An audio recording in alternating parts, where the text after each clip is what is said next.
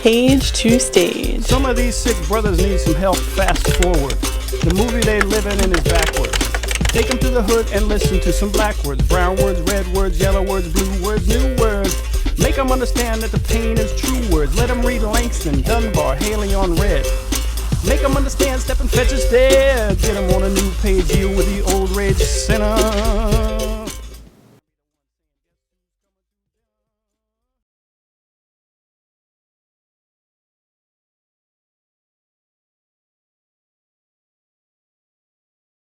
He takes this conventional Western nature mourning for the deceased and twists it so as to bring the entire African American experience in line with it. Lamont is not a page poet. He is a really powerful performance poet whose healing is not only in his performance, he's also quite advanced in the Reiki discipline of natural healing. But the Reiki that he channels tonight will have to be through his voice. So without further ado, I would like to present for your listening pleasure and perhaps astonishment, Lamont B. Steptoe. Order of the Red Rag. Before I left heaven, Almighty God poured a coal chute of stars and comets into the bucket of my spirit, wrapped up a hot piece of compone in a red rag, pointed earthward with a telescopic eye, focusing on a little yellow black woman in the mountainous city of Pittsburgh, Pennsylvania, x-rayed her to reveal the uterus that would become my home, said, "Boy, get on down there and open up your mouth." Actually, we were here long before we were brought here in chains. And if your history hasn't exposed you to that, dig a little deeper. The poem is called Contraband.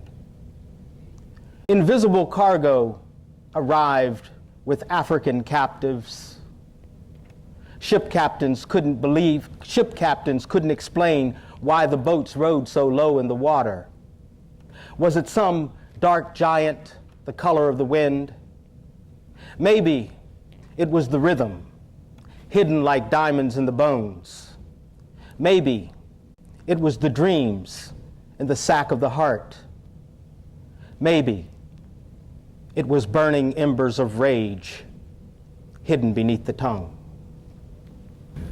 Welcome back to Page to Stage. I'm Aaren Perry, your host, and I'm sitting here with poet Lamont Steptoe. Lamont is also a photographer, a father, a Vietnam veteran, an activist, and an incredible poet. We're going to hear some of his work tonight. And Lamont is also the author of Mad Minute, along with 7 other books, at least 7. And he's the publisher of a number of other great authors through Whirlwind Press, a creation of his. Lamont, can you tell us a little bit about what's going on with Whirlwind Press? Well, you know, being a one-man band, you know, it's nothing that I, pick the certain, poets that I'm interested in. And it generally takes a very long time. It's not something like that can turn the book around right away, A lot of times people approach me and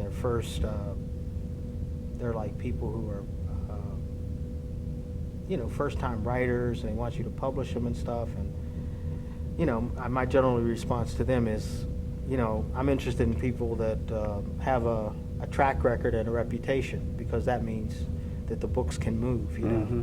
And generally, I'll publish the book for the poet, and then it's up to them to do the distribution. So it's really, really low tech. The first poet, of course, I published, as you know, was South African poet Dennis Brutus. Airs and Tributes. Airs and Tributes, and that was back in 1989.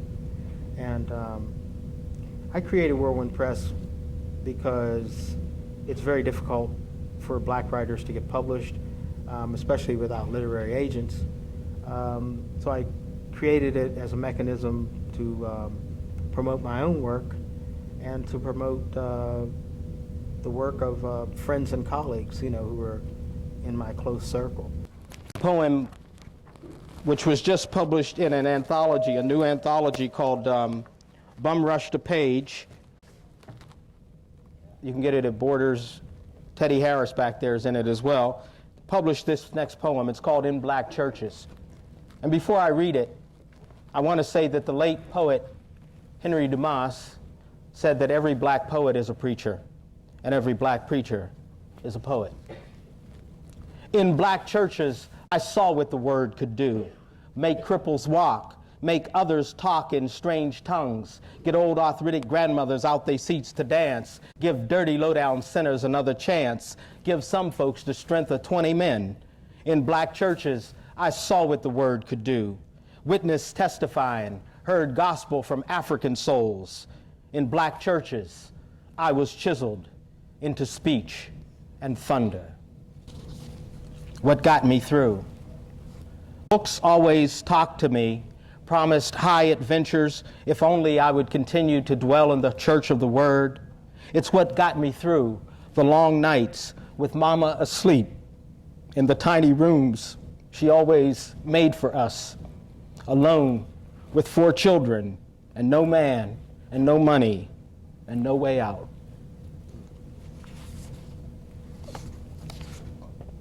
One of the things that poets do is poets sometimes cry. And you may see me cry, telling it. Ain't all our heroes in the books. Ain't all our sheroes in the books. More are unnamed than named, so the unnamed had names. We got here somehow. We got here some way. Somebody kept us a place to stay. Somebody made meals every day. Somebody had a dollar or a dime to lend. Somebody had a back to bend. Somebody helped make a way when there was no way. Somebody always made something out of nothing. Somebody prayed while somebody else shed blood. The tale ain't nearly been told. Perhaps some of you who have servants in your homes may look upon them differently.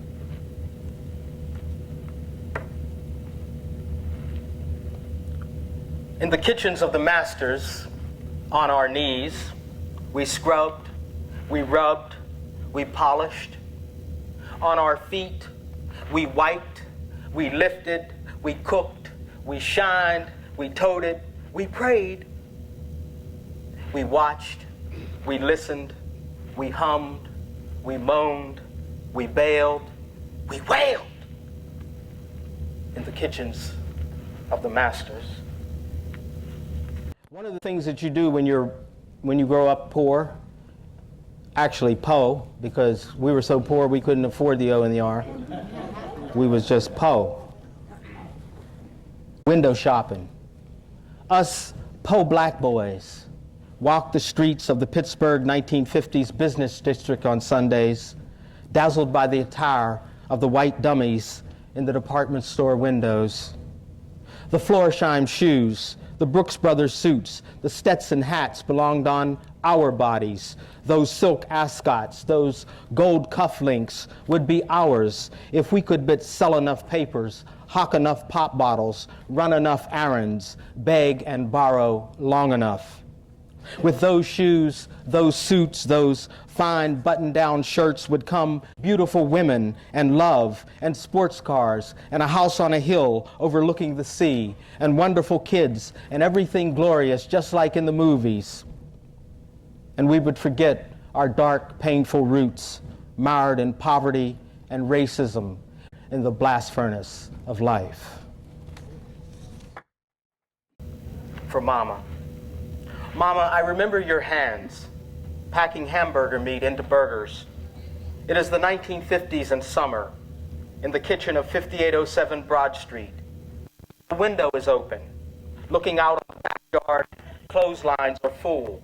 A city of sheets and shirts. In the garden, tomato plants are flowering. Your nails, Mama, were always clean and a quarter-inch beyond the fingertip.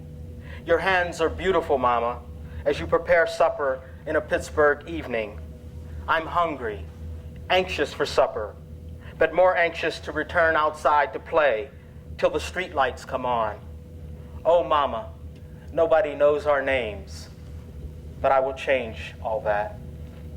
you know. What is the state of black literature in terms of poetry right now? The Black Writers Conference just completed in Philadelphia, and there was a lot of talk about how it's better now for black poets than it was, say, when you started Whirlwind Press. How has it improved or remained the same? Well, there's a lot, I think there's a lot more people that have the spirit of Langston Hughes that are inside the academy now, and that also have inroads to New York publishing.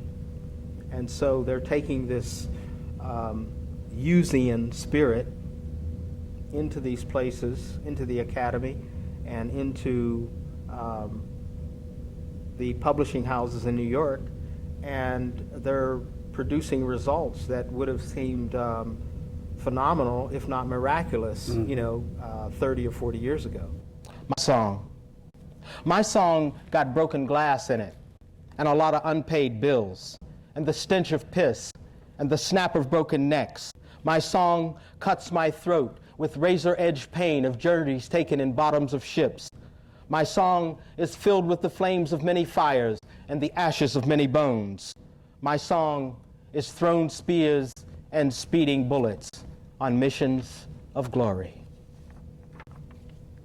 So one of my relatives, who will remain nameless, told me one day that my life was at loose ends because I didn't have all these material things to show for the amount of time I had been on earth, and given that I had a college education.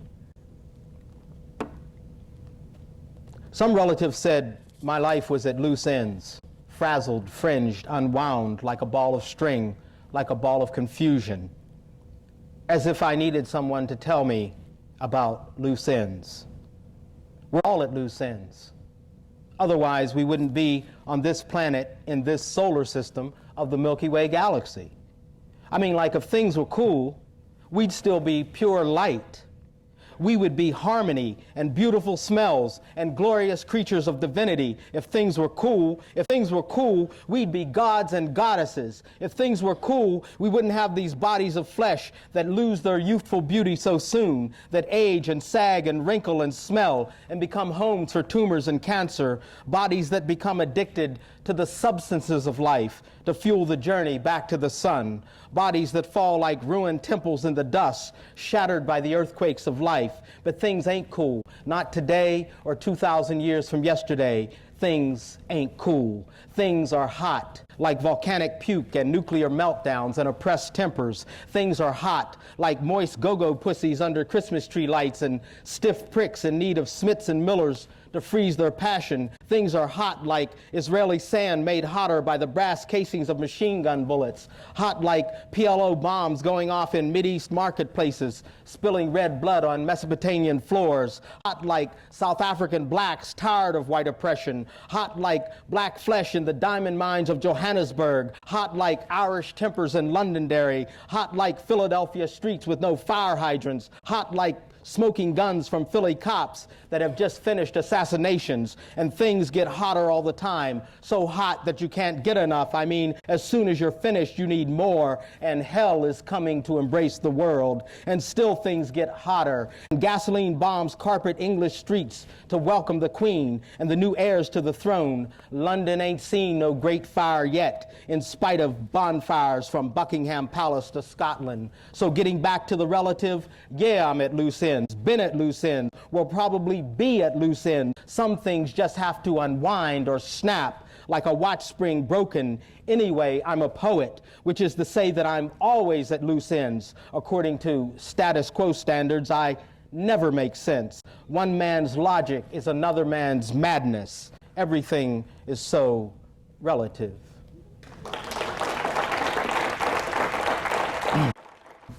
This poem I'm about to read to you, I wrote for my nephew when he was 4 years old. He's now 21. But it's called The First Time They Call You Nigga. The first time they call you nigga, your head will erupt like Vesuvius, drowning your age of innocence like the village of Pompeii.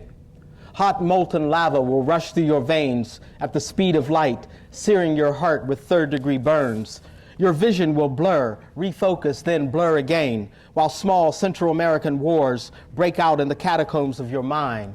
Hound dogs will pursue you down the corridors of confusion as you escape through southern swamps looking for the North Star. The first time they call you nigger, you will be one with the cremated Japanese at Hiroshima and Nagasaki who left only their shadows behind. You'll be one with South African miners forced to vomit daily as they emerge from the ground that no longer belongs to them in search of stolen diamonds. You'll be one with stolen kings and queens scattered like gems across midnight floors of oblivion. You'll be one with old black women in white folks' kitchens humming spirituals in godless temples of alabaster. The first time they call you nigger, you will suddenly know all about your mama and daddy and grandma and granddaddy and great-grandma and great-granddaddy and great-great-grandma and great-great-granddaddy. Suddenly, you will see like you've never seen before as the cataracts of youth fall away. Not until you meet God Almighty, Him, herself, will vision be so intensely vision again.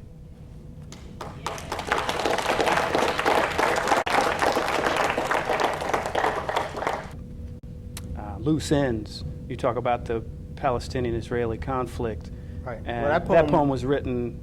That poem originally appeared in Crimson River, which Sally Jo Sorensen published Slash in and Burn. 1984, Slash and Burn Press.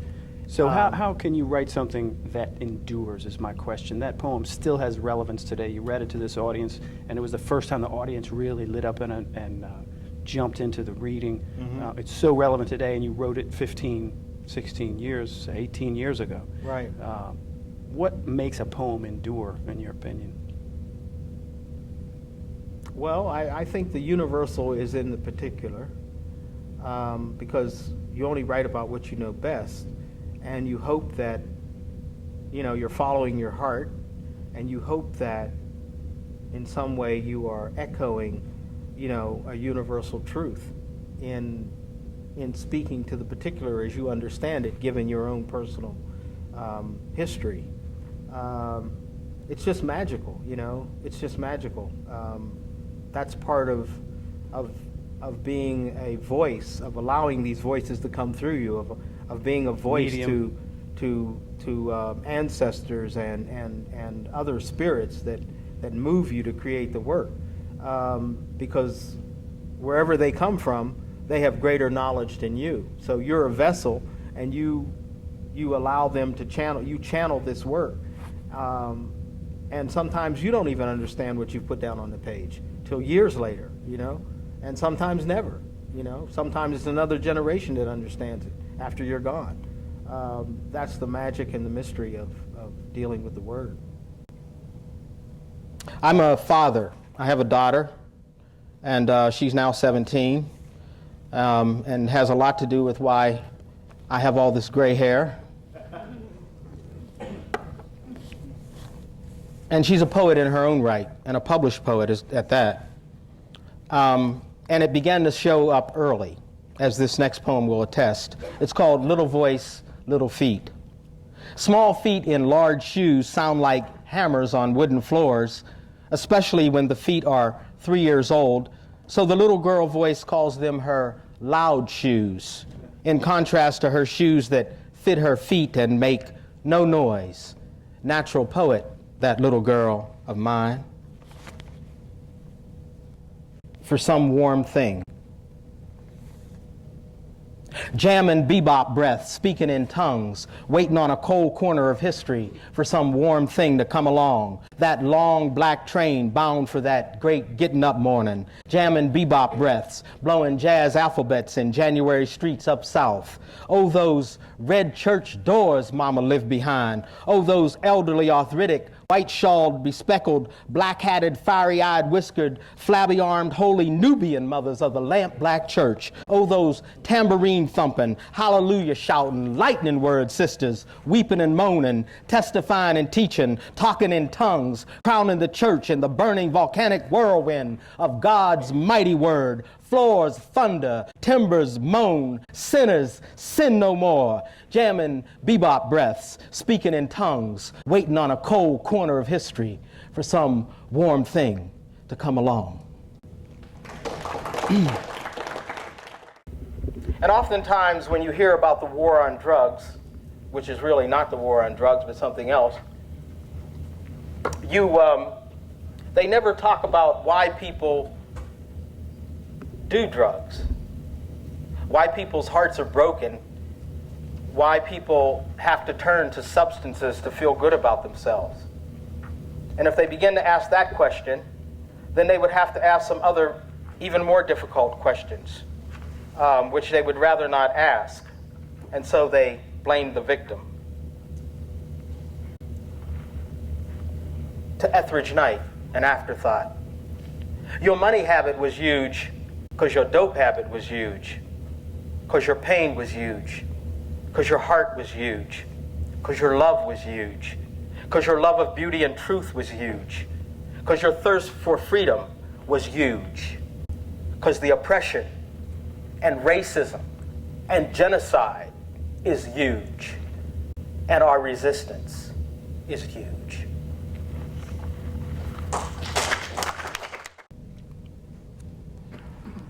Before going to Vietnam, the United States government asked me to bend over, spread my cheeks, and allow a white male to insert his finger up my rectum, up my asshole. Only tight virgin rectums were desired in Nam. Later, other penetrations would occur. They said it was to protect us against disease, but I swear they stole bits of our souls, needle by needle. In the Bhagavad Gita, there is a reference to how whatever you see, you become. Parts. We saw people, fragile as brown sticks in black silk skin, living under the shells of hats. We saw rice paddies, we saw water buffalo, we saw snakes. I am part snake. I am part water buffalo. I am part rice paddy. I am part black silk skin, brown stick, living under the shell of a hat. I am the rainy season. I am the dry season. I am the red dust of the moon. Ambush.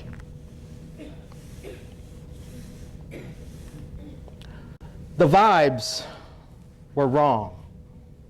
So he turned to warn his friend Survivor, and as he attempted to run out of the open end of the horseshoe ambush, a 51 caliber machine gun cut him in half like a hoagie he would never see again. And the last thing he told his legs was to run, and they kept running, leaving the half with the brains and heart dead on the ground.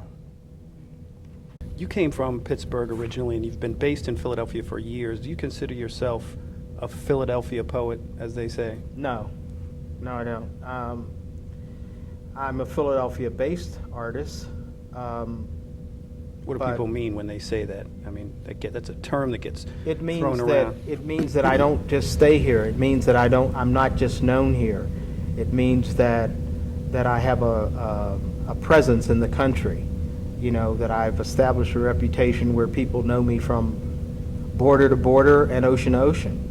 So do you think this is a phenomenon of people trying to claim an author for their city, or is it more of a function of a writer either not getting out of where they're living?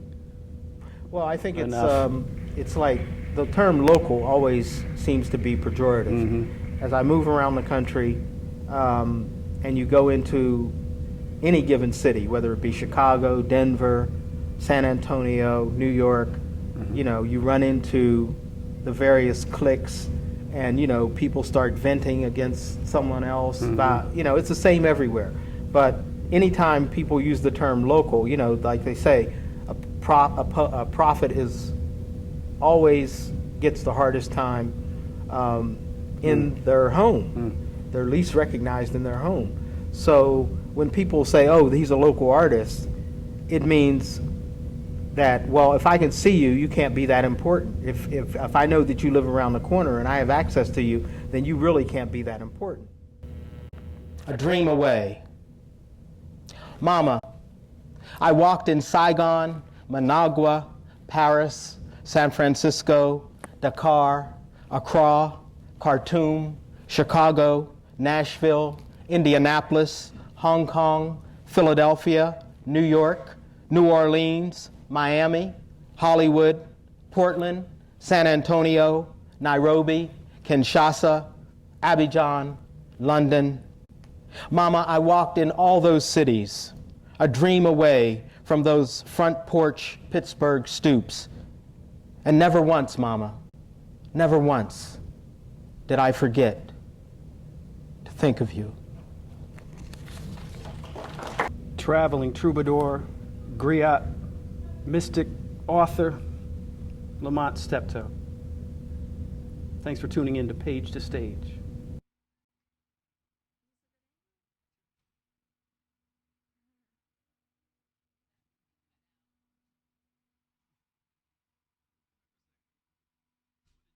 How would you compare him to other poets that you've heard? Other poets, I like you said, his truthness and bluntness. There's nothing more than the reality, directness of it than the metaphor, you know what I mean? It's like the actual reality of the story instead of going around. Even those are beautiful, but there's sometimes